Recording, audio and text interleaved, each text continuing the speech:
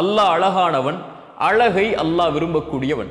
ஒரு மனிதன் தன்னை அலங்கரித்து கொண்டால் மனிதர்களுக்கு முன்னால் கண்ணியத்தோடு அழகோடு அவன் காட்சியளிக்க வேண்டும் என்பதற்காக ஒரு சிரமத்தை எடுத்தால் அல்லாஹ் அந்த மனிதனை நேசிக்கிறான். அதில் பெருமை இல்லாமல், அதில் கண்ணியத்தோடு, அதில் அல்லாஹ்விற்கு நன்றி செலுத்தக்கூடிய தன்மையோடு அது கலந்திருந்தால் அல்லாஹ் அவனை விரும்புகிறான்.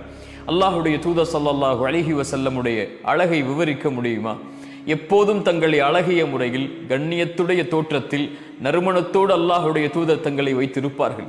நபித்தோழர்கள் சொல்கிறார்கள், சந்திரனை பார்ப்போம், தூதரை பார்ப்போம், சந்திரனை பார்ப்போம், தூதரை பார்ப்போம், சந்திரனை பார்ப்போம், தூதரை பார்ப்போம். சந்திரனின் பிரகாசத்தை விட தூதரின் பிரகாசம் மேலாக இருக்கும் என்று அல்லாஹுடைய தூதர் ஸல்லல்லாஹு அலைஹி வஸல்லம் அவர்கள் சொன்னார்கள். இந்த துன்யாவில் 3 விஷயங்கள் விருப்பத்திற்குரியது. ஒன்று பெண்கள், ஹலாலான முறையில் அல்லாஹ் திருமணம் முடித்து வாழ தகுதியாக கொடுத்த பெண்கள். இரண்டாவது, அல்லாஹுடைய தூதர் ஸல்லல்லாஹு அலைஹி வஸல்லம் சொன்னார்கள், நறுமண பொருட்கள். மூன்றாவது, தொழுகை, அது என் கண்ணின் குளிர்ச்சி என்று அல்லாஹுடைய தூதர் ஸல்லல்லாஹு அலைஹி வஸல்லம் அவர்கள் சொன்னார்கள். அல்லாஹுடைய தூதர் ஸல்லல்லாஹு அலைஹி வஸல்லமுடைய ஆடை, அல்லாஹுடைய தூதர் ஸல்லல்லாஹு அலைஹி வஸல்லமுடைய முடி, இதை வரலாறுகளில் படித்து பாருங்கள். எவ்வளவு அழகிய தோற்றத்தில் தங்களை ஆக்கிக் கொள்ள முடியுமோ அவ்வளவு அழகிய தோற்றத்தில் மனிதர்களுக்கு முன்னால் அல்லாஹுடைய தூதர் தங்களை ஆக்கிக் கொள்வார்கள். ஆடை அலங்கரிப்பதை அல்லாஹுடைய தூதர் ஒருபோதும் விளக்கியதில்லை, தன்னை நபி என்பதால். வெள்ளிக்கிழமை என்றால் ஒரு தனி ஆடை, அரசர்களை மக்களை சந்திக்க வேண்டும் என்றால் ஒரு தனி ஆடை, ஈதுடைய பெருநாட்கள் கொண்டாடப்படக்கூடிய நாட்கள் என்றால் ஒரு தனி ஆடை என்று அல்லாஹுடைய தூதர் எப்போதும் நறுமணத்தோடும் அழகிய தோற்றத்தோடும் தங்களை ஆக்கிக் கொள்வார்கள். அல்லாஹுடைய தூதருடைய சபைக்கு ஒரு மனிதர் வருகிறார். அவருடைய ஆடை கிழிந்திருக்கிறது.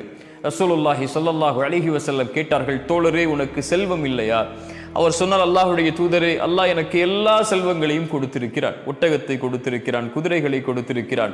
இப்படி அவருடைய செல்வங்களை அந்த தோழர் எண்ணுகிறார். அல்லாஹுடைய தூதர் ஸல்லல்லாஹு அலைஹி வஸல்லம் சொன்னார்கள், தோழரே, அல்லாஹ் உனக்கு செல்வத்தை கொடுத்திருந்தால் அவனுடைய அருளை உங்களுடைய தோற்றம் வாயிலாக நீங்கள் வெளிப்படுத்த வேண்டாமா? சுப்ஹானல்லாஹ்.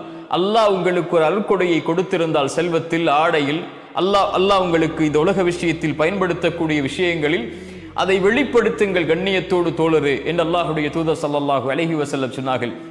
அல்லாஹுடைய தூதர் மேலும் சொன்னார்கள், அல்லாஹ் நேசிக்கிறான், அல்லாஹ் விரும்புகிறான் அல்லாஹுடைய அருட்கொடைகளை வெளிப்படுத்தக்கூடிய மக்களை. வஅம்மா பிநிஅமதி ரப்பிக ஃபஹத்திஸ்.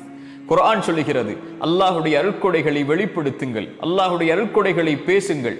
அத்தஹத்துஸு பிநிஅமத்தில்லாஹி ஷுக்ர். அல்லாஹுடைய அருட்கொடைகளை பேசுவது நன்றி என்று அல்லாஹுடைய தூதர் ஸல்லல்லாஹு அலைஹி வஸல்லம் அவர்கள் சொன்னார்கள்.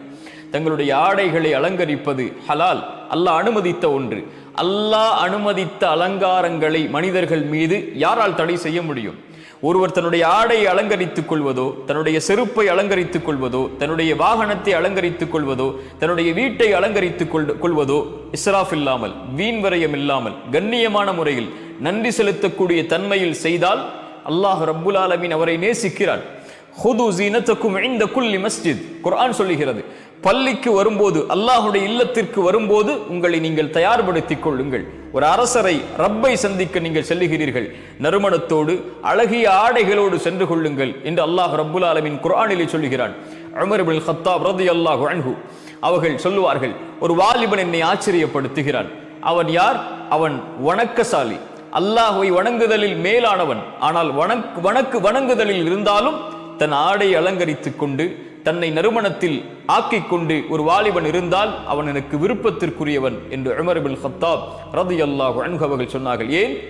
வணக்க வழிபாட்டில் இருப்பவர்கள் எல்லாம் ஒரு இழிவான அல்லது கிழிந்த தோற்றத்தில் தான் இருக்க வேண்டும் என்ற ஒரு நடைமுறை இந்த உலகத்தில் இருந்தது. இஸ்லாம் அதை மாற்றியது. அழகிய தோற்றத்தில், கண்ணியமான தோற்றத்தில், அல்லாஹ் உங்களுக்கு கொடுத்தவற்றிலிருந்து நீங்கள் எதை ஆடையாக அணிய விரும்புகிறீர்களோ எந்த தடையும் இல்லாமல் ஆண்களுக்கு அதை உலக மக்களுக்கு முன்னால் அல்லாஹ்வின் அருட்கொடை இது, அதற்கு நன்றியோடு கண்ணியத்தோடு வெளிப்படுத்துகிறேன் என்று வெளிப்படுத்துவதற்கு அல்லாஹுடைய மார்க்கம் எல்லா உரிமைகளையும் வழங்கி இருக்கிறது. அதை யாரும் எவரும் தடை செய்ய முடியாது. உங்கள் ஆடைகளை அலங்கரித்துக் கொள்ளுங்கள். நீங்கள் விரும்பிய முறையில் கண்ணியத்தோடு, மரியாதையோடு, நன்றியோடு, மக்களை தரக்குறைவாக ஆக்காமல் எதை நீங்கள் அல்லாஹுடைய மார்க்கத்தில் எடுத்து செய்தாலும் உங்களை அழகாக்குவதற்கு அல்லாஹ் அதை அனுமதிக்கிறான், அல்லாஹ் அதை நேசிக்கிறான்.